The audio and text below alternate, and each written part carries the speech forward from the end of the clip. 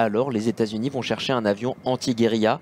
Ainsi naquit le programme LARA, Light Armed and Reconnaissance Aircraft. C'était un programme au profit de l'US Navy. Mesdames et messieurs, sur votre droite, le son iconique des 2 turbines de l'OV-10 Bronco.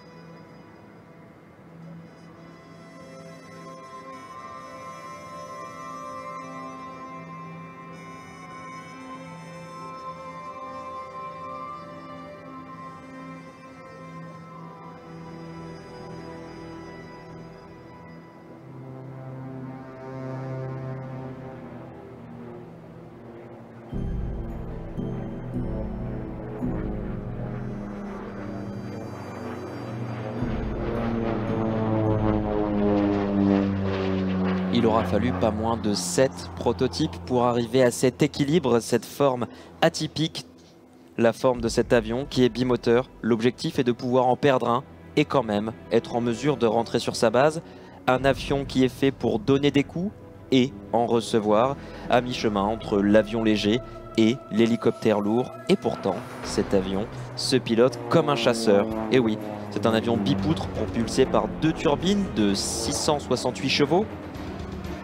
Sa vitesse maximale est de 450 km/h et lorsqu'on sait qu'il est fait pour prendre plusieurs tonnes d'armement, alors forcément, lorsqu'il évolue à vide comme c'est le cas aujourd'hui, c'est un véritable petit chasseur.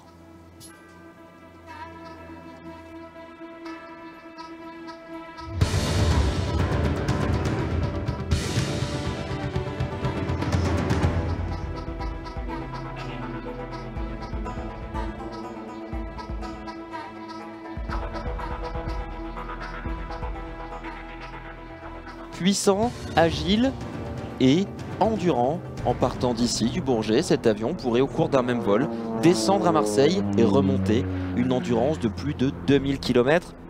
Pourquoi une si longue autonomie? Si des troupes sont au sol, il faut pouvoir rester en l'air longtemps et les appuyer au bon moment sur demande.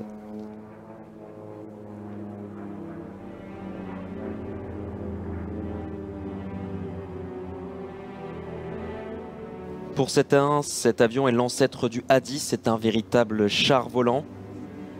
Seulement 350 exemplaires construits, des États-Unis à la Colombie, en passant par la Thaïlande et le Maroc. C'était idéal comme avion anti-guérilla, raison pour laquelle on le retrouve dans tous ces coins du monde. 1,6 tonne de charge externe, dont des roquettes, des bombes incendiaires, des canons et autres réjouissances.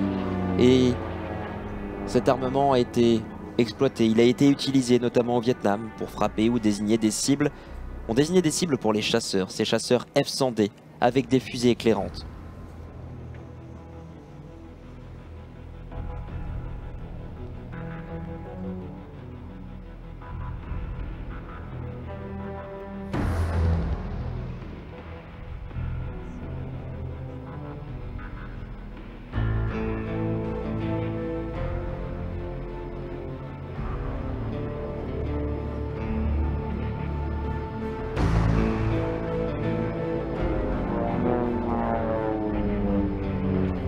Dans un tout autre contexte, on le retrouve également au Canada, au Fire Rescue, afin de guider les gros avions bombardiers d'eau.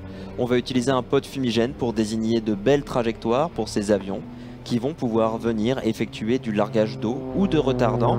Il est également utilisé en tant que tour de contrôle volante avec un opérateur qui peut se trouver en place arrière.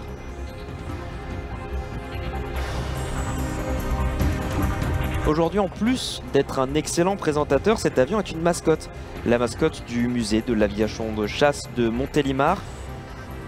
Il a le même objectif que le musée de l'air et de l'espace, on vous en a parlé tout à l'heure à l'occasion de la démonstration du tracker. Ce musée aura bientôt 40 ans. À la base, c'était juste quelques passionnés qui gardaient des reliques d'avions et aujourd'hui, c'est plus de 70 avions, tous faits et repeints pour être exposés et présentés. Aujourd'hui, pour effectuer cette démonstration, un ancien pilote de l'armée de l'air, il s'appelle David Pain, lui aussi nous arrive de Montélimar où il a récupéré l'avion avant de traverser la France d'un seul coup d'aile pour arriver ici au Bourget.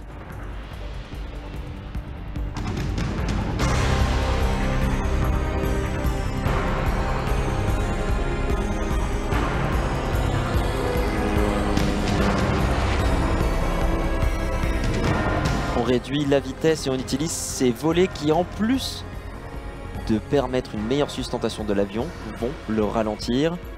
Oui, le Bronco peut se poser sur de très courtes distances.